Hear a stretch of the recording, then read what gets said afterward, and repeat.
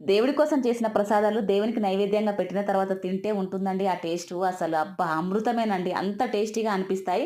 కానీ వాటినే మనం నార్మల్‌గా చేసుకొని తింటే మాత్రం అందులో ఏదో ఒకటి తక్కువ అవుతూనే ఉంటది. దేవుడికి చేసినప్పుడు మనం అది టేస్ట్ కూడా చూడము.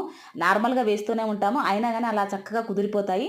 మనం అలా నార్మల్‌గా చేసుకుంటే మాత్రం అస్సలు కుదరవండి. మరి అది ఎలా అవుతుందో ఏమో తెలియదు. ఆ దేవుని మహత్యమో చెప్పాలే. నిజంగా అమృతంలాగా అనిపిస్తాయి అవి తిన్నప్పుడు మాత్రము.